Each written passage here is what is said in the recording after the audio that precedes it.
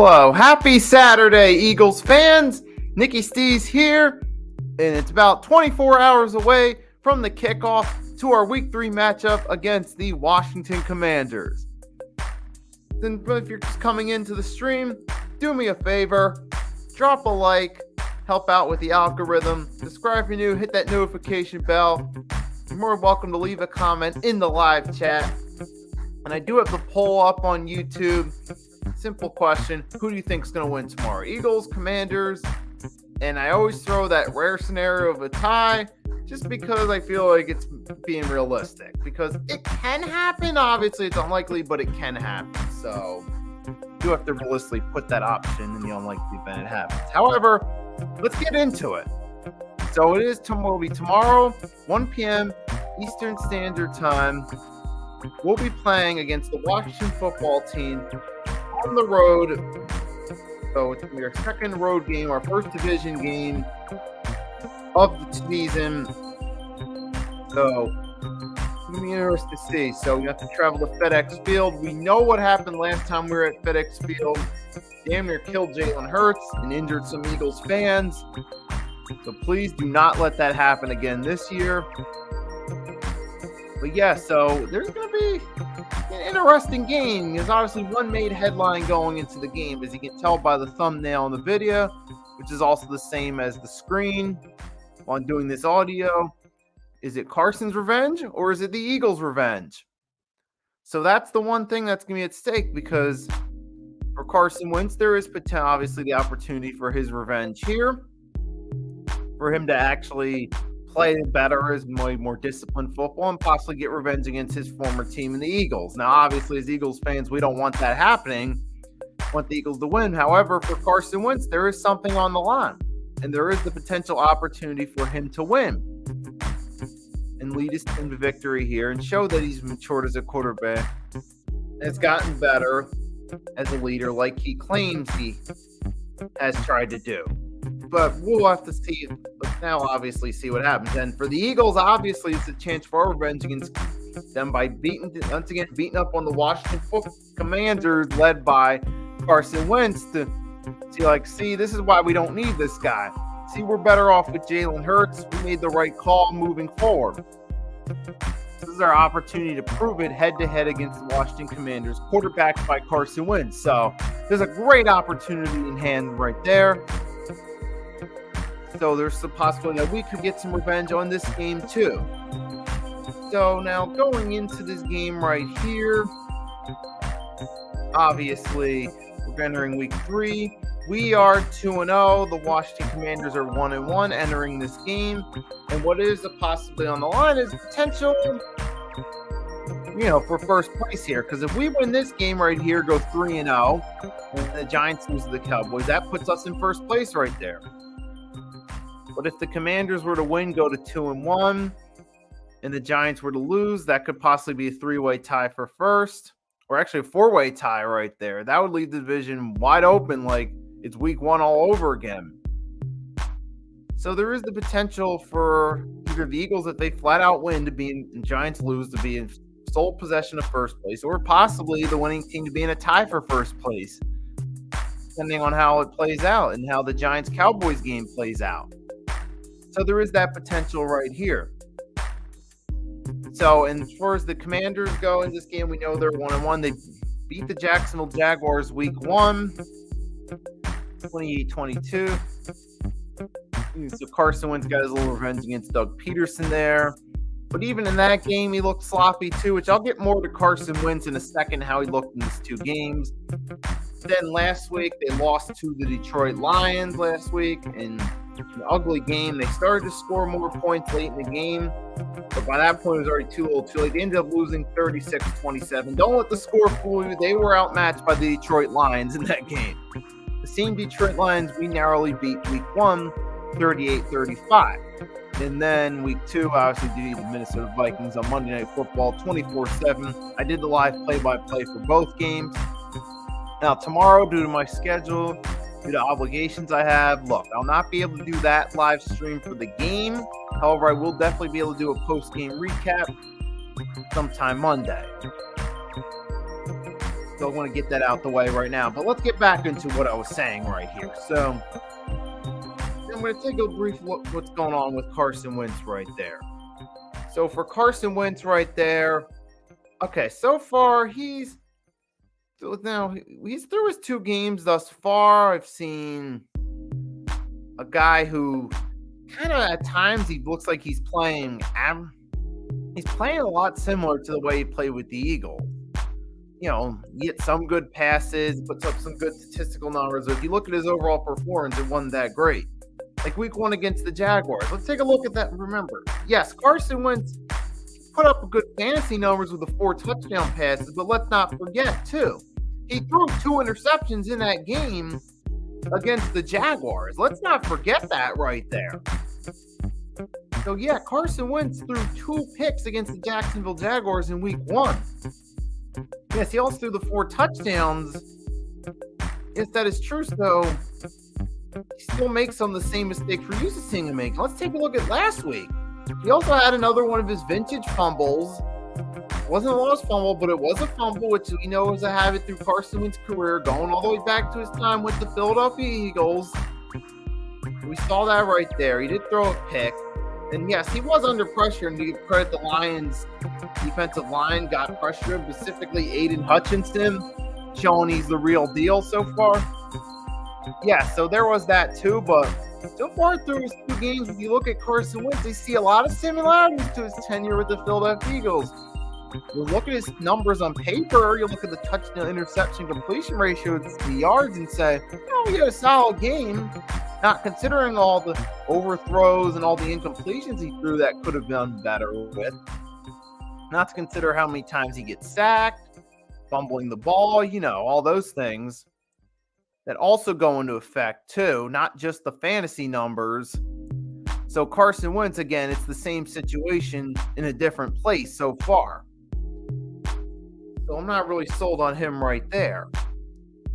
And as far as the Commanders, as you see, I changed the color real quickly just because it fits the team I'm talking about. And I'm going to get a little more into the Commanders. Now, so far through their game, Antonio Gibson's their main running back, but he hasn't done anything special in either game running. I mean, he was more so a threat in the passing game week 1 in their game against the Jacksonville Jaguars. So I haven't really seen anything special. They're average at best run game. That's why I put that average run game in question marks. And that's what I'm seeing right there from when I look at the Commanders. I see an average run game at best, but you compare that to our run game. Obviously, we've got the much better run game with Miles Sanders, Boston Scott, Kenneth Gainwell. And you also throw Jalenhurts making plays on his feet. With the Commanders, they don't have that good a run game thus far. Now, the best things they have going on offense are Terry McLaurin and Curtis Samuel. Those are the 2 best things they have right there. Now, and those, I do think Terry McLaurin's an underrated receiver, and when he gets hot, he can definitely do something in the passing game. So I do think there's a good possibility with Terry McLaurin you're talking about. He's got to watch out for, and Curtis Samuel too. He's a pretty solid option in the passing game as well. So Washington does have some weapons in the passing game right there that they can work with. And if you do like your research on the 2 games they've done thus far with Commanders against the Jaguars and Lions, McLaurin and Samuel get the most targets and usually the most receptions. Although week 1, Antonio Gibson got some receptions in the passing game too. But obviously so far we see that McLaurin and Samuel are Carson Wentz's main options. And he has thrown a few nice passes to them, and they've helped them out a little. They've gotten some touchdowns from those guys, so those are definitely wide receivers not to sleep on, though. Now, we know with Terry McLaurin and Curtis Samuel, you can put big play Slade, Darius Slade Jr. on one of those guys. You put James Bradbury on the other. That's the way you shut those guys down right there. So now, and that's one of the keys to victory right there. Yeah, so I definitely got to say that you got to watch out for those guys because those guys can do something right there. So we got to be on the lookout for that right there. But yeah, so those are Carson Wentz's main weapons, though. But as far as him as a performer, though, he's still looking a lot of the same like I saw with the Eagles. Solid statistical numbers, but outside of that, nothing really serious. Nothing that really concerns. it's just more of the same Carson Wentz. But with Jalen Hurts, we've actually seen him improve as a passer. Like, you see the way he's throwing the ball this year. He's clearly doing better with better weapons around him. He's actually making the most of what he's got. So we can actually see, unlike Carson Wentz, with Jalen Hurts, we're actually seeing improvement that we didn't see with Carson Wentz. So that's what we're getting right there. So we got that right there. That's a good thing, right? So that's one of the key differences right there, I feel like. Now, when I look at the two teams, so now next thing I'm going to get to. First, I'm going to get to the injury report right there. So for the injury report going into this game, so for the Philadelphia Eagles, for us, we got Derek Barnett, Andre Dillard are out, obviously. They're on IR. And Landon Dickerson, he is questionable with an injury. So Dickerson, or not, he's been in and out of, he's missed a couple practices. We're not sure if he's going to play on Sunday. If he doesn't play, Sue Apatu would start at the left tackle, which I don't know how that's going to work out right there. But then again, when it comes to injury reports for the Commanders, I'll get to that in a second, but they're also missing some guys on the defensive line. So even if we miss, if we miss Dickerson for one game today, okay. Well, the Commanders are also struggling on the defensive line. They're missing some key pieces too, so it's not that much of a threat right there, just solely missing Landon Dickerson in this one. So obviously we got the leverage going into this game, both on paper in terms of the way we performed our first 2 weeks versus the way our opponent has performed the first 2 weeks. Our quarterback versus their quarterback. We've seen some nice throws from Jalen Hurts. We've seen the mistakes kept to a minimum. For Carson Wentz, we've seen some nice passes, but we've also seen some of the same mistakes we're used to seeing from him. So it's obviously looking like we got the better quarterback. Run game, we clearly got the better run game. I'm looking at the run game. You got Antonio Gibson, he's not really doing anything to impress us, where you got Miles Sanders, Kenneth Gainwell, Boston Scott. Obviously Sanders the lead in the pack of that bunch, but even the other two guys can still be productive in the run game too when they're thrown in. And obviously Jalen Hurts can make plays right there. So obviously we got the better run game right there. And we do have the better defensive line, because with the Commanders and their injury report, which I'm about to display in just a second. Hold up. So here we go. So the Commanders injury report. On the defensive line, they got Casey Toohill and Daniel Wise both out in the D-line. Toohill with a concussion, Wise with an ankle injury. And Chase Young, who's still recovering from an ACL injury, he's out 2 more weeks. So that's something else we got. So that's another benefit right there too. And so right there, they don't really have much defensive line. They're struggling defensive line. So we got the better D-line. Most of our guys are healthy coming into this game. And we definitely confidence is up that this D-line can make plays after their performance last week against the Vikings offensive line. So definitely right there, we definitely have the better defensive line. So all around, we're just looking like the better team going into this game, period, regardless of which way you look at it. Between our D-line, between our offensive line, between our running game, our passing game, just looking like an all-around better team, period.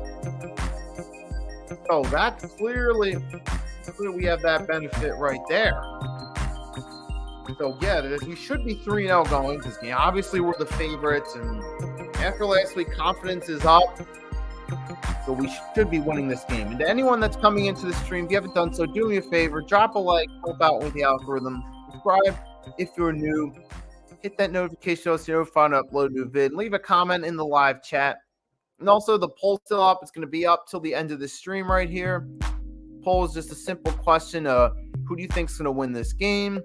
The Eagles, Commanders, or do you possibly see the unlikely scenario of a tie? But just vote on the poll right there. Let me know who you think's winning. Simple as that. It's free, don't cost a thing. Same with the like button, subscribe button. They're also free and they don't cost a thing either. So let's help out with, appreciate it. Do me a favor, help out with this channel's algorithm.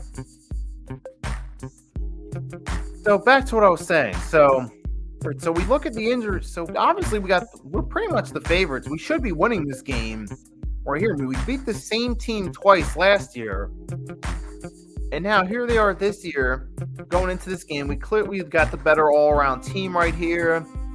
I mean, like I said, we're better at the passing game, running game, defensive line, secondary. And clearly, we're just a better all-around team, so we shouldn't be losing this game at all. Now, that's one of my keys to victory.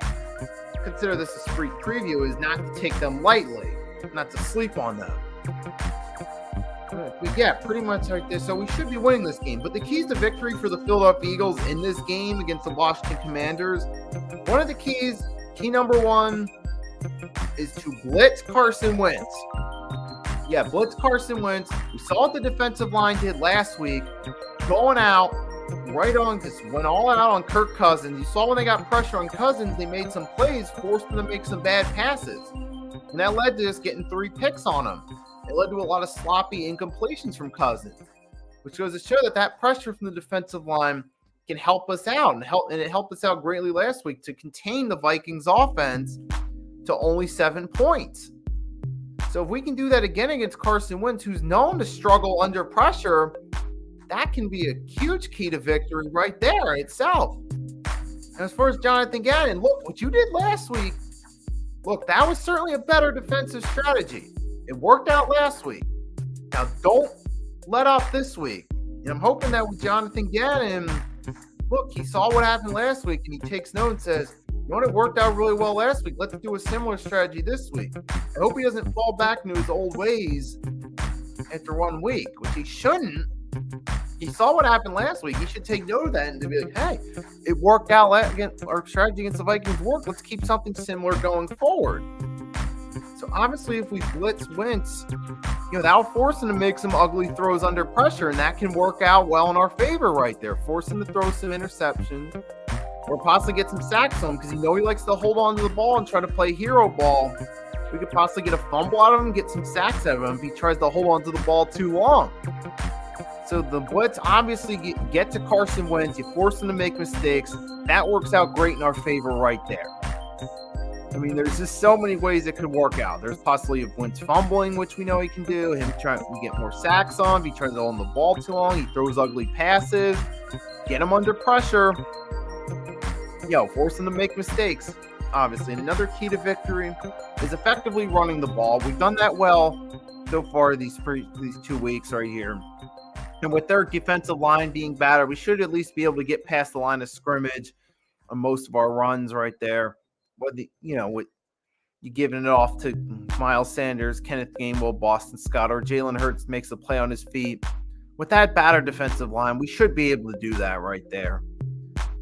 We should be able to effectively run the ball. Just give Miles Sanders the ball. As long as he doesn't get hurt, as long as he doesn't fumble, that should definitely help us out. Takes the majority of the carries. Of course, Boston Scott, too, can help us out, definitely. And of course, Jalen Hurts can make those plays with his legs. He plays similar to Michael Vick, and we've seen in the first 2 games this week, and we saw even last year he makes plays there. So right there we got at least really 3 potential options that can at least 2 options with Miles Sanders and Jalen Hurts that can make a difference with running.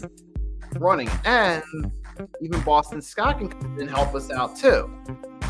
Now, obviously, you can also use those guys in the passing game, which that'll bring me to my 3rd key to victory, which is effective passing from Hurts.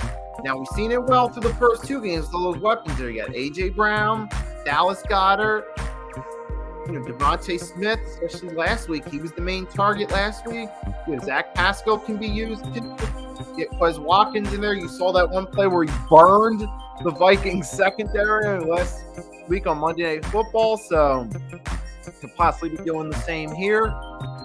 So we, pass the ball effectively. Hurts can get the ball out to his options. As long as he continues performing well like he has the past 2 weeks, hey, that can certainly work out in our favor right there with passing the ball efficiently.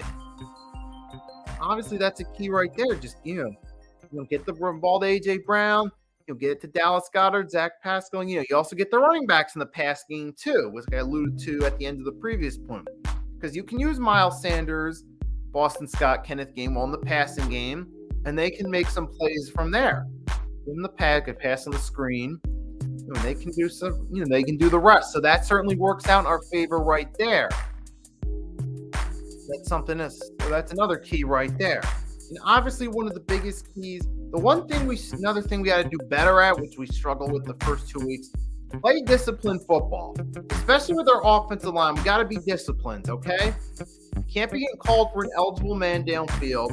Can't be having 12 men in the huddle like we did through the first 2 games. We can't be having all this other crap, stuff like, holding and all that. We can't be making those mistakes on offense. I mean, it hasn't cost us any games yet. We're still undefeated, 2-0 going to this, but we got to do a better job of that. Because if we don't, it's going to come back to hurt us late in the season. So it's not going to hurt to start playing disciplined football right here and right now, this game, if you're the Philadelphia Eagles.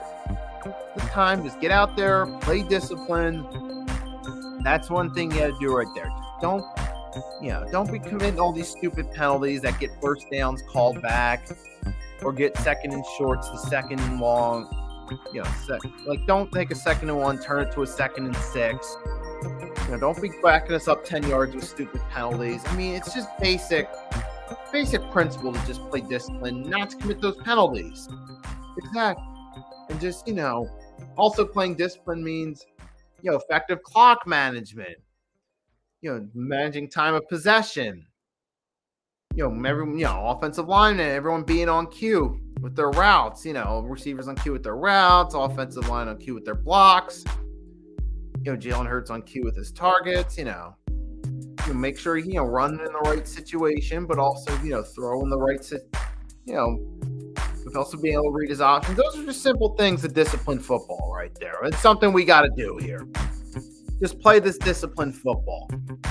And then the last main point, the last key to victory is don't take this team lightly. Don't come in here expecting this to be too much of an easy win. The players shouldn't be up all night playing Madden or Fortnite or NBA 2K or whatever the case may be. Don't, be out at the bar late night before a game. Don't be doing all that right there. Get to proper rest before the big game. Come in tomorrow, get ready to play. It's simple as that right there. Don't come in there just expecting an easy win without having to put the work in. Don't come in like, oh man, this is going to be an easy game. Taking, pregame stretches lightly, all that stuff right there. Because you know what happens when teams underestimate other teams. They stay up all night, playing video games, or they spend the night before out at a bar for a couple drinks, or they have one big, they all get to a restaurant and order one big meal or stuff like that. Well, the big meal stuff, if it's a team meeting beforehand, okay, that's one thing. But they shouldn't be wasting time going out in public doing a bunch of, having a good time the night before a game. If you want to do that. If you go out there, take care of business, then go out tomorrow night, have a good time to celebrate the win, if you're going to do that. But not the night before a big game. Come on.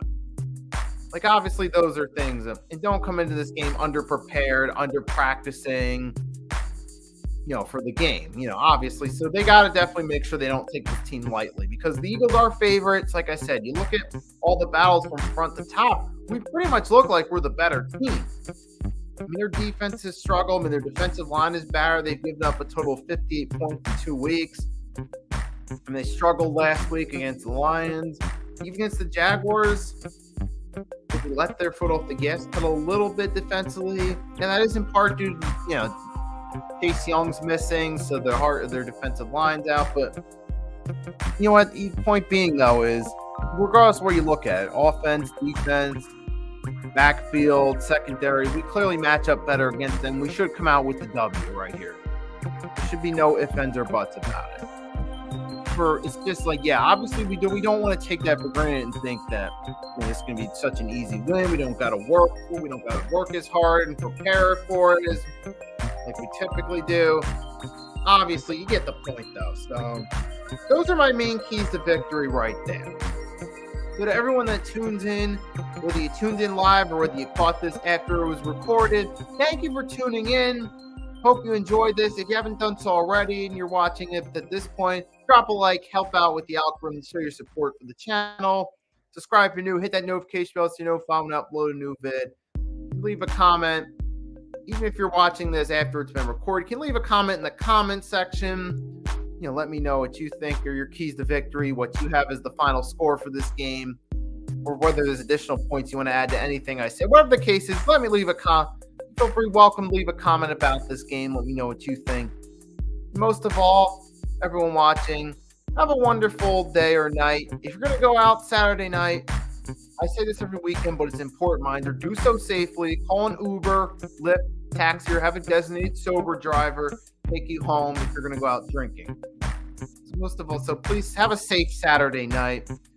And one more thing, I actually do want to give. I'm going to give a final score prediction here.